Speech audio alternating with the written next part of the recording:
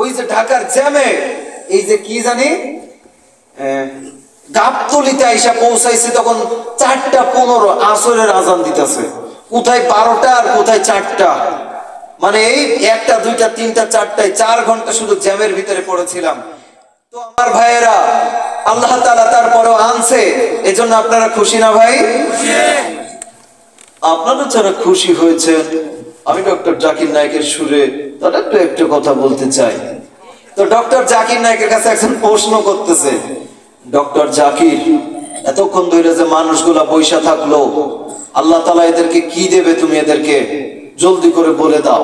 তো ডক্টর কথার কথা ডক্টর জাকির নায়েকের সুর নকল করে আমি বলতেছি, আপনি জানতে চেয়েছেন কোরআন প্রেমিকেরা কোরআনের মাহফিলে বসেছিল, আল্লাহ তাআলা তাদেরকে কি দিবে।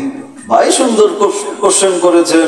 আল্লাহ তাআলা রব্বুল আলামিন, আমি দোয়া করছি, কারণ আল্লাহ রব্বুল আলামিন বলছেন কোরআনের মাহফিলে যারা আসে তাদের উপরে সাকিনা নামক রহমত নাজিল হইতে থাকে। ভাই যারা রহমত প্রকৃত হয়েছে তারা অবশ্যই জান্নাতে যাবে, কারণ এরা সবাই কোরআন বিশ্বাস করে। কি ভাইয়েরা আপনারা কোরআন বিশ্বাস করেন না? আপনারা সবাই কোরআন বিশ্বাস করেন। আমি আশা করতেছি আল্লাহ তাআলা সবাইরে জান্নাত দিবে। ভাই আপনি আশা করি উত্তরটি পেয়েছেন, ঠিক কিনা ভাই? মদিনা শরীফ আপনারা হজে গিয়েছেন কারা কারা? হজে গিয়েছেন অনেক আলহাজ এখানে আছে।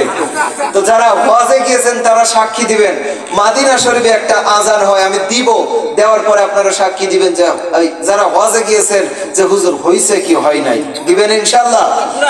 হ্যাঁ, পুরা খালি দিয়ে দিলে ভাইজান ওয়াক্তীয় আজান না, তো দেখি আমি চেষ্টা করি 1-2 করে দেওয়ার চেষ্টা করি ইনশাআল্লাহ।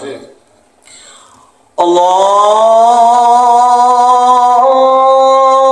আকবার, আল্লাহু আকবার, আল্লাহু আকবার,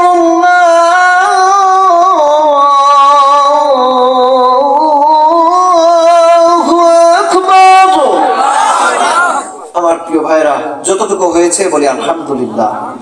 আমার প্রিয় কোরআন প্রেমিক ভাইরা, আপনারা আমি হাসান বিন আব্দুল মাজেদের জন্য দোয়া করবেন, আপনাদের জন্য দোয়া করব। হযরত কিছু কথা বলবে, তারপরে ইনশাআল্লাহ দোয়া হয়ে যাবে ইনশাআল্লাহ।